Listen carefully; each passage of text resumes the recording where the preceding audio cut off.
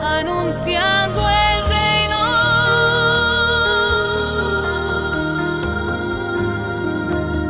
Cuando estén los fundamentos, cuando todo esté completo, confiaré a mis elegidos el anuncio de mi reino. Tu ministro y tu siervo, el Padre Robert Young, en comunión con la Iglesia, revelanos las verdades de tu fiat supremo. Extiende tu reino, Señor, extiende tu reino, extiende tu reino, Señor, extiende tu reino, extiende tu reino, Señor, extiende tu reino.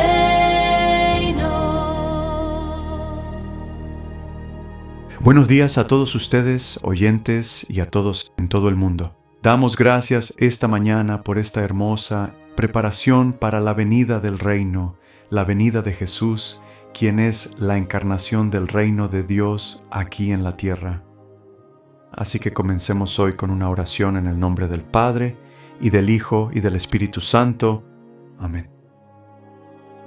Padre Celestial, te damos gracias, te alabamos y te amamos hoy por el don de tu Hijo Jesús, quien es el Verbo hecho carne, el Hijo eterno del Padre, que viene a traernos el reino del Padre, la voluntad del Padre, reinando aquí en la tierra, en nuestras propias vidas, en nuestros propios corazones y almas, pero también para que este reino de Dios pueda expandirse cada vez más, tenga dominio y reine sobre toda la tierra, como Jesús oró en su oración al Padre. Así que hoy deseamos unir todos nuestros pensamientos, palabras y acciones con los de Jesús y María a través de su inmaculado corazón, donde también reina la voluntad divina por medio de su inmaculada concepción, a quien Dios le concedió esta gracia extraordinaria y única de ser preservada del pecado original. Te damos gracias y te bendecimos por llamarnos a cada uno a ser protegidos del pecado, no del pecado original, sino de los pecados actuales de nuestra vida. Deseamos unir todo lo que hacemos y nuestros pensamientos de hoy con los de Jesús, buscando siempre la paz y el bien de toda la humanidad. Y pedimos que el Espíritu Santo venga ahora a vivir en nosotros, a pensar y a traernos siempre la gracia de la Santísima Trinidad, habitando en nosotros por medio del bautismo. Hacemos esta oración por la intercesión de María Inmaculada y siempre en el nombre de Jesucristo nuestro Señor. Amén. Y así, al celebrar la gran solemnidad de la Inmaculada Concepción, pidamos a Nuestra Señora de manera especial que nos ayude a comprender lo que significa vivir siempre y en todo lugar en la voluntad de Dios. Dios te salve María, llena eres de gracia, el Señor es contigo. Bendita tú eres entre todas las mujeres, y bendito es el fruto de tu vientre Jesús. Santa María, Madre de Dios, ruega por nosotros pecadores, ahora y en la hora de nuestra muerte. Amén. Nuestra Señora, Reina de la Divina Voluntad, ruega por nosotros. San Francisco Javier, ruega por nosotros, y todos ustedes, ángeles y santos, rueguen por nosotros. En el nombre del Padre, y del Hijo, y del Espíritu Santo. Amén. Y el tiempo de preparación, de preparar el camino para el Señor, como nos dice San Juan Bautista, para preparar un camino para que Jesús venga a nuestras propias vidas, pero también a nuestro mundo. Y no solo Jesús hace 2000 años, sino como quiere vivir en nosotros y traer el reino de la voluntad del Padre ahora a cada uno de nosotros, para que y de esta manera pueda reinar plenamente en la tierra como en el cielo. Y así, la gran celebración de la Inmaculada Concepción es también una manera maravillosa para que nos preparemos para esta venida del Señor, porque si lo pensamos, ¿qué es la Inmaculada Concepción? Es la preparación más perfecta que Dios mismo hizo para la venida de Jesús. Como dice la Iglesia, María fue preservada, es decir, fue protegida, preparada al ser salvada del pecado original, para que Jesús, cuando viniera a encarnarse, tuviera una morada digna, una persona digna en quien hacerse carne. Y así, como dice la Iglesia, María fue preservada por esta gracia única o singular, pero también debido a lo que el Papa Pío IX, en su documento para este dogma en 1854, llamó en vista de los méritos previstos de Jesús. En otras palabras, debido a quién es Jesús y a la participación de María en la vida de Jesús y en la redención de Jesús, la Iglesia dice que Dios la preparó de antemano, la preservó para su tremendo y gran papel como Madre de Dios. Y por supuesto, para nosotros que vivimos en la divina voluntad, eso es una bendición maravillosa porque sabemos que la voluntad de Dios es eterna, no está limitada por el tiempo. Así que si, a través de la voluntad de Dios, actuando en ese momento del tiempo cuando María es concebida, Dios eligió protegerla, preservarla de los efectos del pecado original, en virtud de lo que Jesús iba a hacer con su vida, muerte y resurrección. Y así, eso significa que incluso los efectos de la redención pudieron ser experimentados anticipadamente por María. Y por supuesto, eso no significa que María estuviera exenta de la necesidad de redención, solo que ella experimentó esa redención antes de que Jesús fuera siquiera concebido en ella y nacido. Ella experimentó los efectos desde el primer momento de su concepción.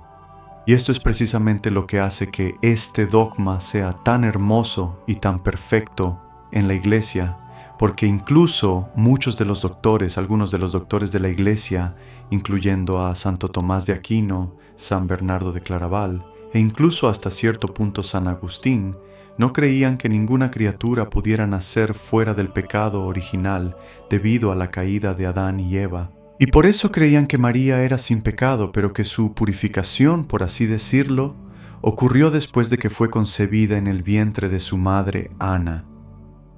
Pero, por supuesto, Duns Scoto en el siglo XIII y otros después de él han sostenido muy firmemente y sabiamente que Dios podía hacer esta gran cosa, no en virtud de la perfección de María, sino en virtud de la perfección de Jesús, quien iba a nacer en ella, y que la redención y santificación que Jesús iba a obtener para nosotros, ahora los efectos de esa redención y santificación serían experimentados por María desde el primer momento de su concepción. Y eso es precisamente lo que celebramos el 8 de diciembre. Gracias a Dios y a la gran sabiduría de nuestra Iglesia y de los padres de la Iglesia, especialmente Pío IX, quien promulgó este dogma en 1854. Así que continuemos hoy con nuestro estudio del volumen 12 del Libro del Cielo, el diario de 36 volúmenes de Luisa, lo que Jesús y otros, como San Hannibal, editor y publicador de Luisa, llamaron una ciencia divina. Es decir, una ciencia de quién es Dios, cuánto nos ama y cómo su voluntad es la fuente de toda la creación, de toda la redención y santificación. Así que comenzamos con este pasaje del 22 de marzo de 1919.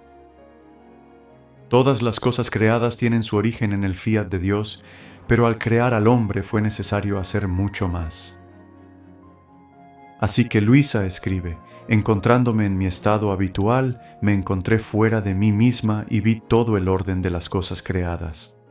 Como sabemos, a menudo el alma de Luisa es sacada de su cuerpo para que pueda experimentar, a través de este poder divino de Dios, su intervención. Ella puede experimentar cosas que la mayoría de nosotros aquí en la tierra no tenemos el privilegio de conocer o experimentar. Y así Jesús le dice durante este tiempo en que ella ve el orden de la creación, la belleza y la armonía de todo lo que Dios ha hecho. Jesús le dice: hija mía, mira qué orden, qué armonía hay en todas las cosas creadas y cómo todas surgieron a la vida por el fiat eterno. así que todo me costó un fiat. Recuerda, esa es una palabra latina que simplemente significa hágase. Como sabemos, Dios dijo, fiat lux en la creación, hágase la luz. Pero Él está diciendo que todo tuvo que salir de un solo fiat eterno. Pero al mismo tiempo, cada cosa creada fue también un fiat individual. Él dice, todo me costó un fiat, la estrella más pequeña, tanto como el sol refulgente y espléndido, la planta más pequeña tanto como el árbol más grande, el insecto más pequeño tanto como el más grande. Parece que dicen entre sí, somos criaturas nobles. Nuestro origen es la voluntad eterna. Todos nosotros llevamos el sello del supremo fiat. Es cierto que somos distintos y diferentes entre nosotros. Tenemos diversidad de funciones, de calor, de luz. Pero esto no significa nada. Uno es nuestro valor, el fiat de Dios, nuestra única vida y conservación, el fiat de la majestad eterna. Así que aquí vemos que a través de Jesús, quien es el principio, aquel por quien todo llega a existir en la creación, Jesús está diciendo que todo proviene de este único fiat eterno de Dios. ¿Sabes? Distinguimos el fiat eterno, el fiat divino, de nuestro fiat humano y temporal. ¿Por qué?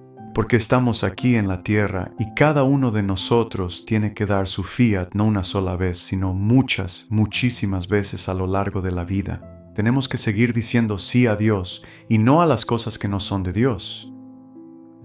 Así que hacemos esto a través de incontables decisiones, tal vez cientos al día, si no miles cada día. Estamos diciendo sí a Dios, dando nuestro fiat, diciendo, Señor, que se haga como tú quieras y no como yo quiero. Pero Dios es solo un fiat, ¿ves? Porque Dios es eterno y Dios es uno.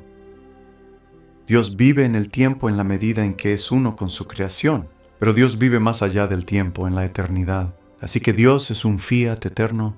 Eso significa que Dios es solo un hágase, así como podríamos decir que Dios es solo un acto de amor. Pero de este único acto de amor fluyen tantas cosas, ¿ves? Y así Jesús puede decir que hay un solo fiat eterno, pero también hay muchos pequeños fiats que surgen de Él según la variedad, el número, la especie de tantos tipos de criaturas que Dios ha creado en el universo. Así que Él dice, pero solo hay un valor, solo hay un propósito, solo hay un significado. Y ese es el fiat de Dios para que todo regrese a Él. Y así Él dice, oh, cómo la creación habla elocuentemente del poder de mi voluntad y enseña que desde lo más grande hasta lo más pequeño, uno es el valor, porque tiene vida de la única voluntad divina. En verdad, una estrella podría decirle al sol, es cierto que tienes mucha luz y calor. Tu función es grande, tus bienes son inmensos. Casi toda la tierra depende de ti. Tanto es así que no hago nada comparado contigo, así como el fiat de un Dios te hizo. Pero como nuestro valor es igual, la gloria que damos a nuestro co-creador es completamente la misma. Jesús está usando este ejemplo de, digamos, una pequeña estrella o, por ejemplo, un pequeño planeta en comparación con la grandeza de nuestra gran estrella, el Sol. Y Él está diciendo que aunque, ya sabes, partes mucho más pequeñas de la creación, criaturas más pequeñas, quizás no tengan los efectos de la más grande, dice que todas tienen el mismo valor porque todas provienen, todas fluyen de la única voluntad eterna de Dios. Todas tienen su origen en Dios. Y luego Él dice más adelante, Jesús, Luisa dice, después añadió con un tono muy afligido, ¿no fue así al crear al hombre? Es cierto que su origen es mi fiat, pero eso no me bastó. ¿Ves? Así que el hombre va a ser diferente ahora del resto de esta creación. Jesús dice, lleno de amor, soplé sobre él, queriendo infundirle mi propia vida. Lo doté de razón, lo hice libre y lo constituí rey sobre toda la creación. Pero el hombre ingrato, ¿cómo me correspondió? Entre toda la creación, solo él se convirtió en el dolor de mi corazón, la nota discordante. Así que ves, el hombre es diferente. El hombre está apartado. Él es el ápice, la cumbre de la creación de Dios en la tierra. Y así, como dice Jesús en otros lugares, Él dirá: «Sabes, yo siempre hago primero las cosas pequeñas, las más pequeñas, para ir construyendo hasta llegar a lo más grande». Podemos ver esto en la historia de la creación en el Génesis, que Dios comienza con, ya sabes, los elementos básicos, separando la luz de la oscuridad, la tierra del agua. Luego comienza a crear las plantas y después los animales y el resto de las estrellas y el universo, y finalmente al hombre, que es el gran, ya sabes, el gran prodigio, el gran cumplimiento de todo el resto de la creación. ¿Por qué? Porque el hombre iba a ser su hogar aquí en la tierra. O como él dice: «Luisa, creé el universo para que fuera tu hogar. Te creé a ti para que fueras mi hogar en el universo». Y así le dio al hombre la razón. Nos dio libertad, intelecto, voluntad y memoria para que pudiéramos reinar sobre el resto de la creación. Seríamos la voz del resto de la creación. El hombre podría tener dominio sobre todo el universo. Y por supuesto, porque Adán cayó junto con Eva, perdimos todo ese dominio completo. Todavía lo conservamos en gran medida sobre la creación, pero como sabemos, la creación, especialmente en nuestros días, también tiene el poder de ir en contra del hombre, tiene el poder de infligir castigo al hombre, de infligir, por la voluntad permisiva de Dios, grandes tragedias al hombre. ¿Por qué? Porque el resto de la creación sigue estando en la voluntad de Dios, pero el hombre no. Y así Dios nos ha dado ahora este don de la voluntad divina, la restauración del reinado de su voluntad en la tierra a través de su propia vida, muerte y resurrección, comenzando con la Inmaculada Concepción. Y otra hermosa, por supuesto, reflexión sobre esa gran fiesta es que ahí es donde comienza esta restauración. Comienza con la Inmaculada Concepción, en la que Dios preserva a una mujer libre del pecado original, para que la restauración pudiera comenzar a través del Verbo hecho carne en ella. Y ese es el tremendo don de esta fiesta, pero también contenido en ella, porque todo proviene del único acto eterno de la voluntad de Dios. Todos los demás actos de Dios, de redención y santificación. Y así Jesús dice: «Además, ¿qué puedo decirte sobre mi obra en la santificación de las almas? No solo un fiat, no solo mi aliento pongo a su disposición, sino mi propia vida, mi propia sabiduría, mi propio amor. Sin embargo, cuántos rechazos y cuántas derrotas recibe mi amor. Ay, hija mía, consuela mi dolor profundo. Ven a mi voluntad para sustituir por mí el amor de toda la familia humana y aliviar mi corazón traspasado». Hermosa súplica de Jesús a Luisa, pero también a cada uno de nosotros, para que entremos de nuevo en este reino, para que entremos en el reinado de la voluntad del Padre. La casa del Padre, ves como sus hijos pródigos, Él nos espera y nos llama de regreso. Entra en el hogar del Padre, vuelve. ¿Ves este hermoso movimiento en la iglesia para llamar a los católicos alejados a volver a casa? ¿Sabes? Creo que son las dos palabras más perfectas para describir nuestro regreso a Dios. Vuelve a casa, vuelve al Padre, vuelve a aquel que te creó, a aquel que te ama, a aquel que quiere que estés con Él, tanto en la tierra como en la eternidad, para siempre en el cielo. Así que todo esto, ves, la creación, es realmente la enseñanza de nuestra iglesia, tan profundamente expresada por San Pablo, especialmente en su carta a los Romanos, en el capítulo 11, versículo 36. Él dice: «Porque de Él, es decir, de Cristo, y por Cristo y para Cristo, todas las cosas fueron creadas. A Él sea la gloria por siempre». Así que Cristo, ves, como el Verbo eterno hecho carne, como el Hijo unigénito de Dios, es aquel por quien, desde toda la eternidad, Dios quiso crear todo lo demás. Verás, y Duns Scoto, en su defensa de la Inmaculada Concepción, tiene este hermoso argumento que creo que es realmente el corazón mismo de nuestra espiritualidad franciscana y el corazón mismo de lo que llamamos la cristología franciscana. Mira, toda espiritualidad, todo carisma en la Iglesia tiene una manera de entender quién es Cristo. Todos, por supuesto, diferentes aspectos de su única persona y dos naturalezas.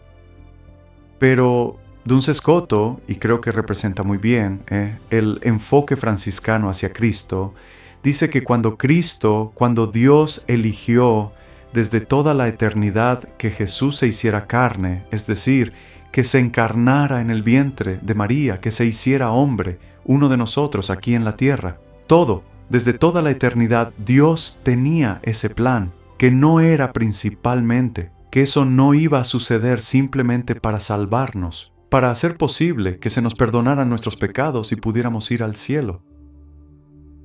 Porque de lo contrario, la caída de Adán y Eva habría sido necesaria. Y verán, no fue necesaria en cierto sentido, porque ellos eran libres. Ellos podrían haber permanecido fieles, pero San Duns Scoto dice que el propósito último y más importante de que Jesús se hiciera hombre de la encarnación es que todo debía tener vida por medio de Él y para Él, que todo debía surgir a imagen y semejanza de Cristo el Hijo y regresar a Dios Padre a través de Él, en el poder y amor del Espíritu Santo. Y así ven, realmente es la comprensión perfecta de este don de la voluntad divina, porque la redención no es el final de la historia. Es absolutamente necesario que seamos salvados por los méritos de la vida, muerte y resurrección de Jesús, y esa fue la única manera en que María pudo ser preservada del pecado original. Pero antes que nada, desde toda la eternidad, la voluntad de Dios fue dejar que su amor desbordara de su voluntad al crear este universo, pero todo a imagen de su Hijo. Y así, ese Jesús es realmente el principal, como decimos. Él es el primero, o como dice Hebreos, Él es tanto el autor como el consumador de nuestra fe. Él es el principio y el fin, el alfa y la omega. Toda la creación ha sido formada según la imagen del Verbo encarnado y es el resultado de un acto puro y libre de amor por parte de Dios. Esta es la enseñanza de Duns Scoto, quien es realmente el que nos dio la doctrina. Ya sabes, el Papa Pío IX ciertamente nos la dio como dogma, pero Duns Scoto en el siglo XIII es realmente quien la defendió y la hizo plausible para que los teólogos la aceptaran, incluso en su propio tiempo. Y así, de esta misma manera, absolutamente toda la creación entera entra en esta relación tan misteriosa, pero profundamente real de amor infinito, con la Santísima Trinidad. ¿Por qué? Porque todo ha sido creado por, con y para Cristo. Que Cristo es nuestro mediador, Él es nuestro vínculo con la Santísima Trinidad.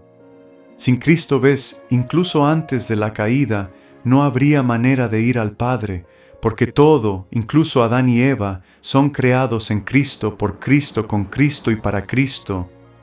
Aunque tal vez aún no lo conocían, en última instancia, por supuesto, lo habrían conocido. Pero todo es creado a partir de, todo proviene de Cristo. Todo es con Él y por medio de Él. Y todo es, en última instancia, para Él.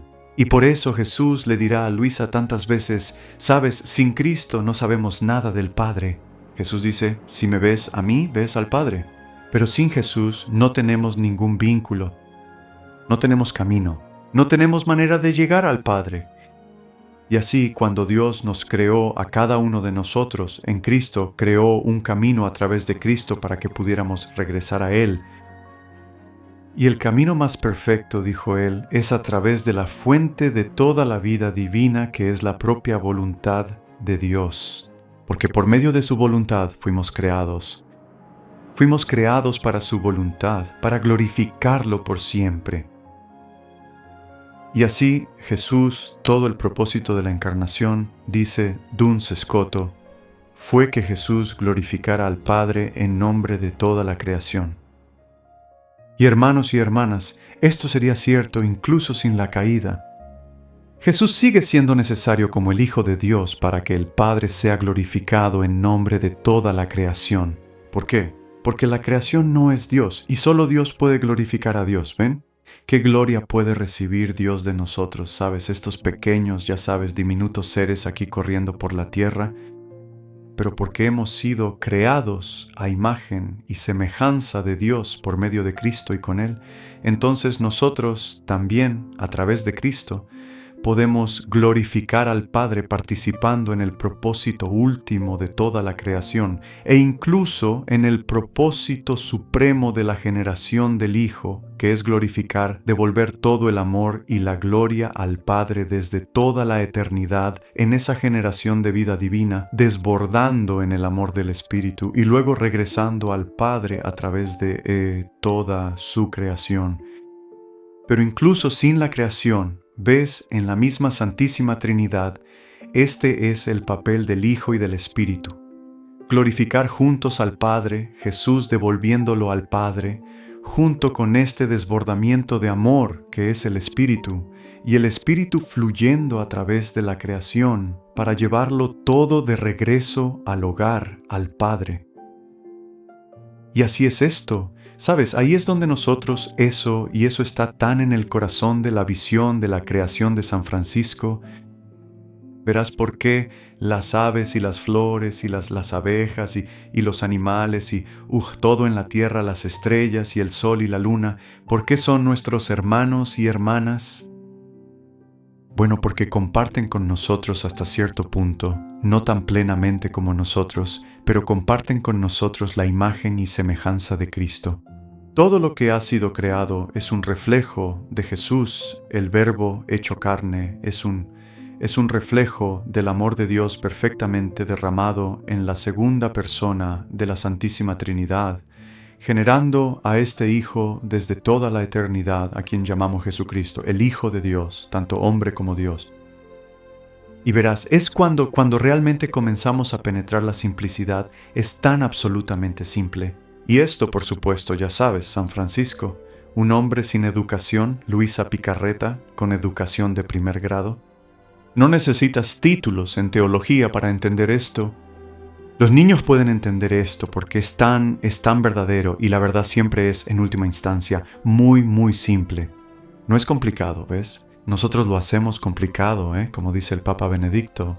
Nosotros somos los que complicamos las cosas, pero Dios es muy simple. Y así, al volver a la simplicidad, a la unidad de Dios y a la manera en que la propia vida divina de Dios se vive en esas tres personas de la Trinidad, la forma en que esa vida se desborda hacia nosotros y luego, a través de nosotros, regresa mediante nuestra vida y los actos y decisiones de nuestra vida, todo vuelve a la Santísima Trinidad, al Padre por medio del Hijo y el Espíritu. Así que ese es el principio de la creación que está tan en el corazón de esta ciencia divina de la voluntad de Dios. Y como digo, realmente no es algo nuevo. Se encuentra en Duns Scoto. Se encuentra en la vida de San Francisco, aunque tal vez él no lo haya articulado tan bien como lo harían Duns Scoto y San Buenaventura en tiempos posteriores a él. Ahora se promulga como una doctrina de la Iglesia a través de la Inmaculada Concepción. ¿Lo ves? Así que es tan importante, de nuevo, que nosotros, los cristianos y nosotros los católicos, porque nuestro dogma es diferente al de todos los demás, que lo conozcamos. ¿Por qué? No para que simplemente seamos inteligentes o podamos defender nuestra fe, lo cual es muy importante, sino para que podamos vivirla más plenamente. ¿Lo ves? Y este es el propósito que la Iglesia señala en el Catecismo para la revelación privada, vivir más plenamente en cualquier momento particular de la historia las verdades de la revelación divina, de la revelación pública, que son la Escritura, la doctrina, el magisterio y la tradición de la Iglesia. Por eso es tan importante que escuchemos estos buenos programas y que leamos nuestro catecismo. Por supuesto, leemos la Sagrada Escritura. Eso ni siquiera hace falta decirlo. Y que también leamos libros sobre estos aspectos de nuestra fe. Y por eso los escritos del Papa Benedicto, quizás uno de los papas más prolíficos de todos los tiempos, son tan útiles hoy en día. ¿Por qué? Porque Él nos ayuda a vivir las verdades de las enseñanzas de la Iglesia y de la Sagrada Escritura en nuestro tiempo. Y Dios sabe que estamos viviendo en una época en la que no es fácil tener fe. No es fácil comprender los misterios, las verdades de nuestra fe, porque estamos tan distraídos. Estamos tan absorbidos por la corriente pasajera del mundo. Estamos tan, ya sabes, absorbidos por intereses y quizás incluso intereses legítimos como nuestras necesidades financieras o personales, necesidades familiares o de relaciones. Pero muchas veces dejamos que esas cosas, ya sabes, tomen prioridad en nuestras vidas. Y Dios nos está pidiendo, a través de todos estos maravillosos caminos en la iglesia, que entendamos lo que realmente importa. ¿De dónde viene todo esto? ¿Quiénes somos en este mundo como hijos de Dios? ¿Cómo quiere Dios que vivamos hoy? ¿Y hacia dónde vamos? Verás, esas son las preguntas realmente importantes. Y sin embargo, ¿cuánto tiempo pasamos realmente reflexionando sobre estas cosas? Pero entender la naturaleza de la creación y especialmente nuestra propia creación, la creación de cada uno de nosotros, es sumamente importante. Porque de donde venimos, de ese fiat de Dios, que cuando Dios permitió que tú y yo fuéramos concebidos, Dios permitió ese fiat, ese hágase, que esta persona viva, que esta persona exista y tenga vida en mi creación. Eso fluyó del único fiat eterno de Dios, pero también fue un fiat particular y único de Dios al decir, quiero que esta persona sea. A través de mi voluntad permisiva, a través del don de la procreación que he dado a la humanidad, quiero que tú, mi hijo, tengas vida. Y por eso cuando hablamos del gran mal del aborto, quizás sea el mayor de todos los males, porque desde el mismo momento en que Dios quiere la vida, el hombre destruye la vida. Y creemos que, a través de ese horrible pecado del aborto, el acto de quitar la vida, nuestra voluntad humana es mayor que la propia voluntad de Dios. Y hermanos y hermanas, por eso es tan importante que todos trabajemos, luchemos y nos esforcemos juntos en nuestras propias vidas para defender esa vida desde el momento de la concepción, porque ese es el acto, el primer acto de la voluntad de Dios para esa criatura. Y por lo tanto, en cierto sentido, es el acto más importante para Dios decir que esta nueva vida llegue a existir. Yo lo quiero, lo deseo, permito que exista y por eso debe ser protegida. Y así, pero esto es cierto, en cierto sentido, de toda la creación.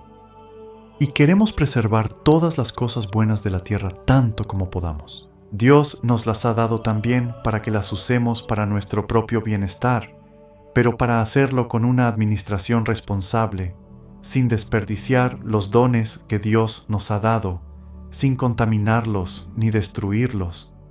¿Y cuánta destrucción y desperdicio vemos en nuestro mundo hoy en día? Así que toda esta enseñanza sobre la creación que fluye del único acto eterno de la voluntad de Dios no es simplemente una teología abstracta o inalcanzable. En realidad es lo que nos da la manera de vivir en la tierra, cuando entendemos de dónde venimos, que venimos de la voluntad de Dios, vivimos en la voluntad de Dios y regresamos a la voluntad de Dios en la Santísima Trinidad en el cielo. Así que continuemos con el siguiente pasaje del 7 de abril de 1919. Esto es aproximadamente 2 semanas después, solo para que tengamos una idea del momento, cuánto tiempo ha pasado desde que Luisa registró su encuentro con Jesús. Así que Luisa ora con Jesús en su voluntad para dar gloria y reparación por todos. Los desórdenes del mundo y de la iglesia son culpa de los líderes. Luisa escribe: continuando en mi estado habitual, mi dulce Jesús vino completamente agotado pidiéndome ayuda. Luego, apoyando su corazón sobre el mío, me hizo sentir sus dolores. Cada dolor que sentía era capaz de darme la muerte. Pero Jesús, sosteniéndome, me dio la fuerza para no morir. Después, mirándome, dijo: «Hija mía, paciencia. En ciertos días tus dolores son más necesarios que nunca para mí, para que el mundo no se incendie. Por eso quiero hacerte sufrir más». Y entonces, con la lanza que tenía en la mano, rasgó mi corazón. Sufrí mucho, pero me sentía feliz al pensar que mi Jesús compartía sus dolores conmigo. Desahogándose conmigo, pudo librar al pueblo de los inminentes y terribles castigos que se avecinan. Luego, después de algunas horas de intensos dolores, mi amado Jesús me dijo: «Mi amada hija, sufres tanto, por eso ven a mi voluntad para descansar y oraremos juntos por la pobre humanidad». Mira, como alma víctima, por supuesto, Luisa es nuevamente el pararrayos para la justicia de Dios. Sabes, estos rayos que podrían ser dirigidos hacia la tierra debido al gran mal que Dios ve. Pero el sufrimiento de Luisa, por supuesto, solo es eficaz porque está unido al sufrimiento de Jesús y a su muerte y resurrección. Así, su sufrimiento unido al de Jesús es capaz de mitigar este castigo y en ocasiones incluso quizás de prevenirlo por el poder de la voluntad de Dios sufriendo y viviendo en ella. Y así él dice: «Ahora, Luisa, has sufrido mucho, ven conmigo y suframos juntos». Verán, y si eso es realmente lo que Luisa quiere, ella no tiene miedo de sufrir. Ella solo quiere que Jesús esté allí para sufrir con ella. Y él dice: «Rezaremos juntos por la pobre humanidad». Y eso es tan consolador para nosotros, ¿verdad? Saber que todo lo que soportamos cada vez que rezamos siempre es a través de, con y en Jesús, porque Él es la oración. Jesús es la oración al Padre. Es solo a través de Jesús que el Espíritu ora en nosotros y por medio del Espíritu podemos comunicarnos con Dios. Así que Luisa dice: «No sé cómo me encontré en la inmensidad de la divina voluntad en los brazos de Jesús». Y luego, como si fuera casi en un susurro, Él habló y yo lo repetí después de Él. Pero solo diré algo de lo que Él dijo porque me es imposible repetirlo todo. Sabes, es interesante aquí que a menudo me he preguntado, ¿cómo recordaba Luisa todas estas cosas? Sabes, a veces ella tiene algunos pasajes muy largos y todos son de memoria, de cosas que Jesús le ha dicho o le ha mostrado, y tiene que escribirlos a veces al día siguiente antes de ponerlos por escrito. Bueno, aquí ella dice: «Jesús me hizo repetir estas cosas después de Él», lo cual, como todos sabemos, es la mejor manera de recordar algo. Lo decimos en voz alta, repitiéndolo una y otra vez para memorizarlo. Así que esto es lo que parece que Jesús está haciendo con Luisa como estudiante. Pero ella dice que incluso así, dice: «No puedo recordar, no podría repetirlo todo». Ella dice: «Recuerdo que en la voluntad de Jesús, la voluntad de Dios, vi todos sus pensamientos, todo el bien que había hecho con su intelecto y cómo desde su mente». Por supuesto, Jesús es humano. Él tiene un intelecto humano, y de todos los intelectos humanos recibió vida.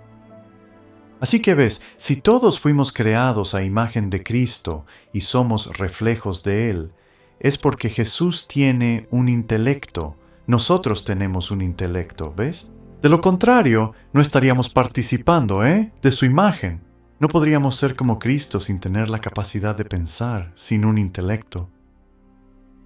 Y así ella dice: «Nuestros intelectos reciben vida de su intelecto, pero cuántos abusos comete la humanidad con este intelecto, cuántas ofensas, ya sabes, pensando que ¿dónde comienza el pecado? Comienza en nuestros pensamientos.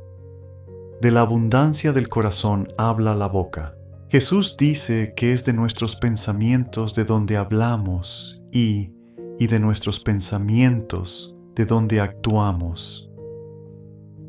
Entonces Luisa le dice a Jesús: multiplico mis pensamientos en tu voluntad, en tu divina voluntad, reinando en tu voluntad humana, para dar a cada uno de tus pensamientos el beso de un pensamiento divino, una adoración, un reconocimiento de ti, una reparación y un amor de un pensamiento divino, como si otro Jesús lo estuviera haciendo. Sabes, esta es una frase que podríamos leer una y otra vez para meditar y absorber, para permitir que penetre en nuestras mentes, en nuestro propio intelecto, voluntad, corazón y memoria de qué se trata todo esto. ¿Ves? En los pensamientos de Luisa, ella ve una capacidad. Ella ve que al tener un intelecto y ser capaz de tener pensamientos, sus pensamientos, a través del poder de la voluntad divina de los pensamientos de Jesús, que sus propios pensamientos en la voluntad divina pueden, en cierto sentido, adorar los pensamientos de Jesús, pueden amar los pensamientos de Jesús, pueden unirse a los pensamientos de Jesús. Ella dice que los besa. Es una imagen simple, ya sabes, infantil. Cuando besas algo, quieres mostrarle tu amor, tu afecto. Así que ella dice: quiero que mis pensamientos besen los pensamientos de Jesús. Quiero que mis pensamientos toquen, que abracen los pensamientos de Jesús para que, a través de la voluntad divina que ahora tengo, he acogido y con la que me he unido en mis propios pensamientos, por medio de la única voluntad divina que ahora reina en mis pensamientos, pueda devolverle todo el amor y agradecimiento a Jesús por sus pensamientos. Es una bella forma de reparar todos los pensamientos humanos negativos, sean propios o ajenos. Todos los hemos tenido alguna vez en la vida. No creo, excepto por nuestra Santísima Madre, probablemente no haya ningún ser humano que haya vivido que no haya tenido algún pensamiento que de alguna manera se apartara de la voluntad de Dios. Y entonces lo que ella está diciendo es: ahora veo que tengo la oportunidad a través de mi pensamiento humano, unido con la mente divina, con la mente de Dios, la mente de Cristo, la sabiduría de Dios, yo, la voluntad de Dios.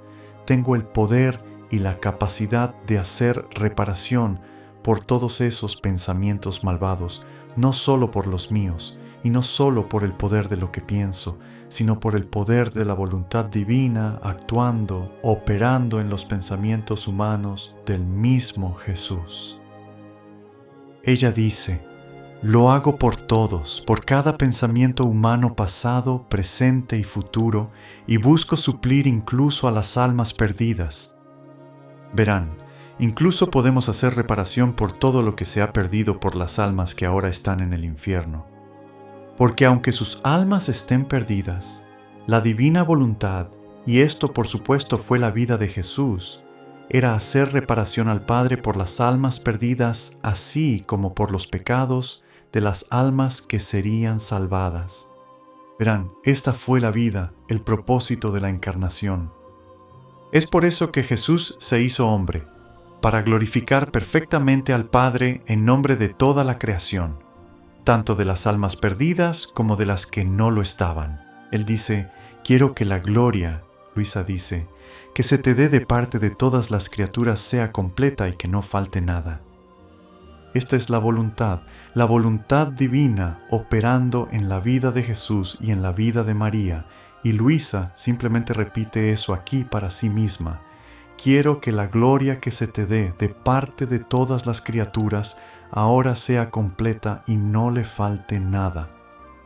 Verás, ese es el propósito. Si quieres saber el propósito de tu vida en la divina voluntad, el propósito por el cual fuiste creado, es este. Quiero que la gloria que se te dé de parte de todas las criaturas, de toda la creación, del universo, sea completa y que no falte nada. Verás, no hay una intención más perfecta que esa: amar a Dios, honrarlo, glorificarlo en nombre de todo lo creado, de cada otra alma, así como de todo el resto de la creación que no puede honrar a Dios perfectamente o que no ha elegido honrar a Dios perfectamente. Además, lo que ellos no hacen, yo lo hago en tu voluntad para darte una gloria divina y completa. Verás, ¿quién de nosotros podría decir alguna vez, soy capaz de completar la gloria de toda la creación que Dios merece? Nadie. Solo Jesús puede hacer eso en el poder del Espíritu. Por eso la hermosa doxología de la misa es el ápice, es la cumbre de la oración al Padre. Por Él, Cristo, con Él y en la unidad. Te diré la antigua porque no me he memorizado la nueva. Por Él, con Él y en la unidad del Espíritu Santo, todo honor y toda gloria es tuya. ¿De quién? Padre Todopoderoso, por los siglos de los siglos. Ese es el propósito de la vida de la Trinidad y también es el propósito de toda la creación. Por, con y en Cristo, en la unidad y el amor del Espíritu para glorificar al Padre. Verán, esa es la definición franciscana de Dios y la creación. Y así, esto es todo lo que estamos aprendiendo. ¿Cómo hacer eso? ¿Cómo hacerlo no por nuestro propio poder, por supuesto, sino por el poder de la voluntad divina de Dios, que Él nos ha dado, que nos fue dada simplemente por el hecho de existir, que fue santificada por la presencia de la Trinidad en nuestro bautismo, confirmada, fortalecida en la Eucaristía, alimentada en la Eucaristía, renovada en la confesión, etc.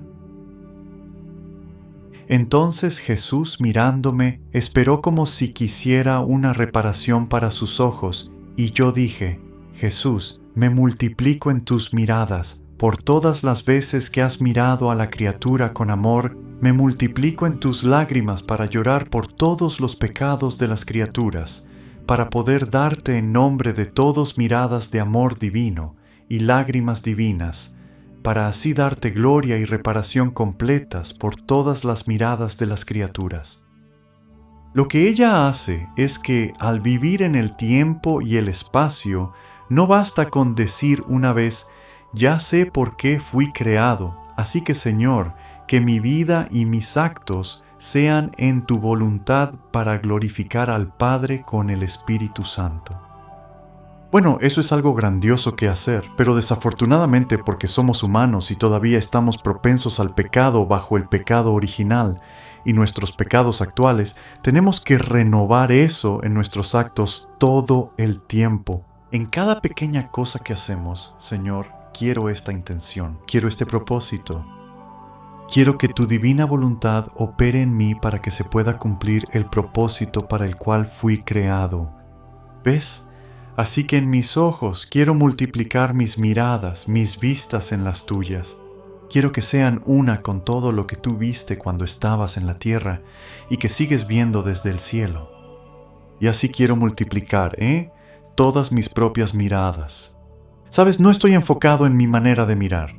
Estoy uniendo mi manera de mirar con la mirada de Jesús. De nuevo, no aparto mis ojos de Jesús, pero todo lo que veo quiero que sea una forma de glorificar al Padre junto con Jesús, porque cuando Jesús miraba, para eso miraba Él.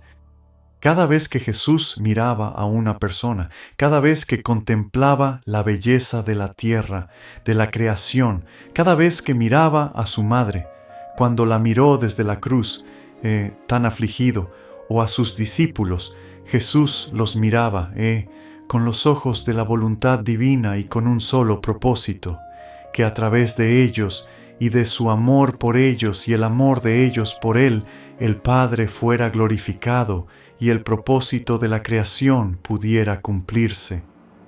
Las personas, las almas serían salvadas y santificadas y vivirían para siempre una vez más en el reino de la voluntad del Padre. Y entonces Luisa dice, Jesús quería que yo continuara dando reparación a todo, a su boca y a su corazón, a sus deseos, multiplicando todo en su voluntad. Decirlo todo me tomaría demasiado tiempo, por lo tanto voy a continuar. Y yo también lo haré, porque creo que tiene sentido que, si lo haríamos con nuestra mirada, querríamos hacerlo con todo lo demás. Entonces Jesús añadió: Hija mía, así como hiciste tus actos en mi voluntad, se formaron tantos soles entre el cielo y la tierra. De lo contrario, sería tal el disgusto que la tierra me da que no podría mirarla. Porque la gente de la tierra recibe poco de estos soles, ya que la oscuridad es tan grande. Puestos delante de estos soles, no reciben toda la luz ni todo el calor. Mira, estos actos que Luisa está haciendo, cada pequeña manera en que ella une sus actos a los de Jesús, están formando soles entre el cielo y la tierra para glorificarme.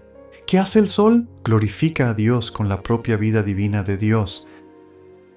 Pero Él está diciendo que porque la tierra es tan... Y esto es en 1919. Imaginen lo que Dios diría casi 100 años después sobre nuestra tierra. Él dice: la oscuridad es tan grande que la tierra ni siquiera puede. La densidad de las nubes, como dice Isaías, ya sabes, estas nubes densas cubren la tierra que, ya sabes, el sol, ya sabes, apenas puede penetrar y recibir esta luz y este calor. Entonces Luisa dice: Él me transportó entre las criaturas. Bien, de nuevo ella es capaz, a través de ya sabes, don divino, este don místico, de ser transportada a otros lugares del mundo o del universo y en el tiempo.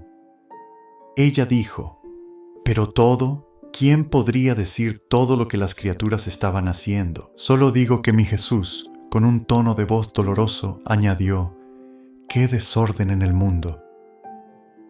Sin embargo, este desorden es culpa de los líderes, tanto civiles como eclesiásticos. Sus vidas tan llenas de intereses, eso significa interesados en cosas que no son Dios, en sí mismos, placeres, poder, codicia, cosas materiales, y al estar corrompidos no tienen la fuerza para corregir a sus súbditos.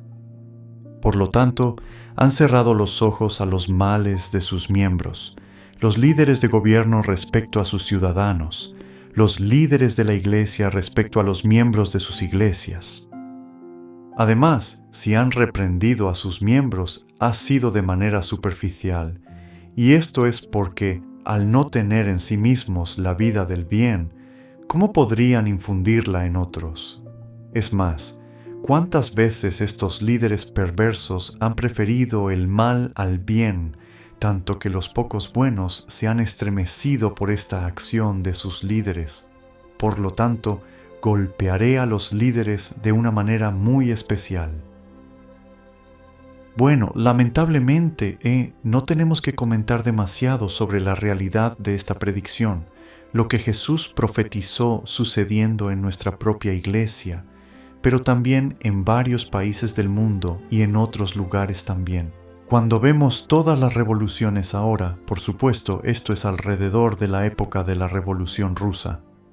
Él va a hablar de eso, pero también en nuestros días vemos que mucho de esto está sucediendo, que las palabras de Jesús se cumplen y se hacen realidad en nuestro propio tiempo.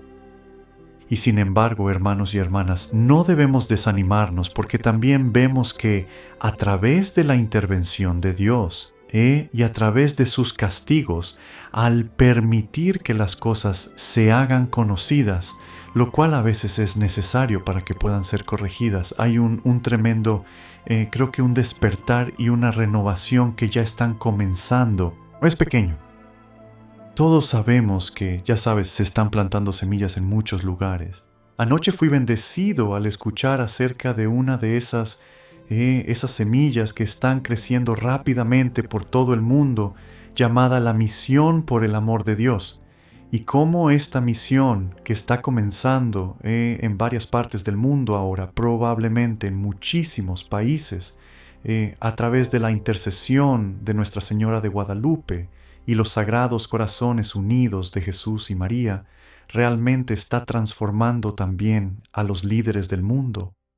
He escuchado historias en países de América que están experimentando una tremenda conversión de estos líderes.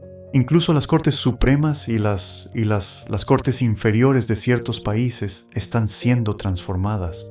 Y en un país de América, en el edificio donde se encuentra la Corte Suprema, ahora tienen una capilla con adoración eucarística.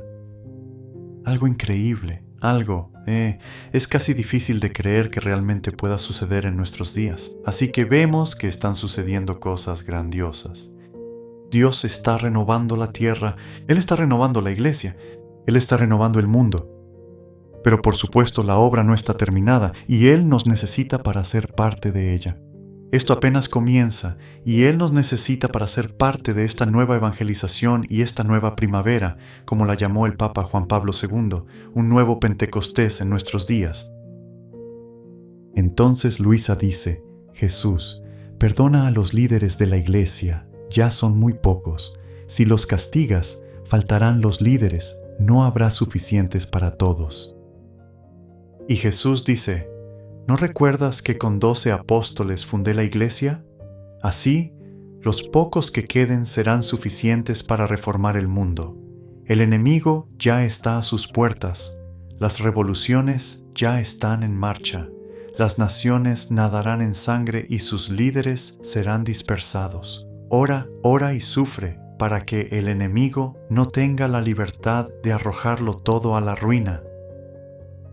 Un recordatorio muy hermoso, para nosotros de que, ya sabes, esta es la obra de Dios. Es su voluntad que la iglesia sea renovada, como está siendo renovada y continúa siéndolo. Ciertamente aún necesita mucha más renovación, pero está comenzando. Pero Él está diciendo: comencé con tan pocos. Y Él dice: con unas pocas almas santas y valientes puedo reformar el mundo. Pero el enemigo también está actuando, como Él dice, está a sus puertas. Las revoluciones han comenzado. Habrá un gran derramamiento de sangre, aún mucho sufrimiento. Así que Él dice: debemos continuar orando, orando y sufriendo para que el enemigo no tenga la libertad de arrojarlo todo a la ruina. Qué tan crucial, qué tan necesario es nuestro papel en el mundo de hoy, hermanos y hermanas. No se puede exagerar. Y es precisamente a través del don de la voluntad divina reinando nuevamente en la iglesia, en las almas, y viniendo a reinar en la tierra, que el dominio de Satanás será destruido. Y por eso, la primera y más importante manera en que podemos orar y sufrir es en la voluntad de Dios y por la voluntad de Dios, para que su reino, el reino de su divina voluntad, venga a reinar primero en nosotros, porque si no reina en nosotros, no reinará en ningún otro lugar de la tierra. Para que llegue a nuestros hogares, primero a nuestros propios corazones y a nuestras vidas, nuestras familias, nuestros hogares, y que poco a poco otros puedan ser transformados. Y ya he visto que esto sucede muchas veces en mi misión, incluso en varios países del mundo, al llevar este don de la divina voluntad, que las familias están siendo cambiadas, están siendo sanadas y transformadas, así como también los individuos. Y así queremos continuar orando a través de, con y en Jesús y en el corazón, el Inmaculado Corazón de María, especialmente al celebrar el gran prodigio de su Inmaculada Concepción, para que Dios siga trayendo cada vez más almas a su reino, que Él nos utilice de la manera que quiera, a través de la radio, a través de internet, a través de los distintos encuentros, en las formas más pequeñas que nos da en la vida para tocar a otras personas, para que puedan ver en nosotros que hay algo hermoso, que hay algo bueno que Dios está obrando en nuestras vidas. Y a través de nosotros y de ellos, Dios va a renovar la tierra. Así que hagamos de esto nuestra oración por la venida del reino, por el reinado de la voluntad de Dios en la tierra como reina en el cielo, y que Dios Todopoderoso los bendiga y los guarde por medio del Inmaculado Corazón de María, y que Dios les ayude a conocer, amar y poseer este reino aquí en la tierra y para siempre en el cielo. Dios los bendiga, el Padre, el Hijo y el Espíritu Santo. Amén. Anunciando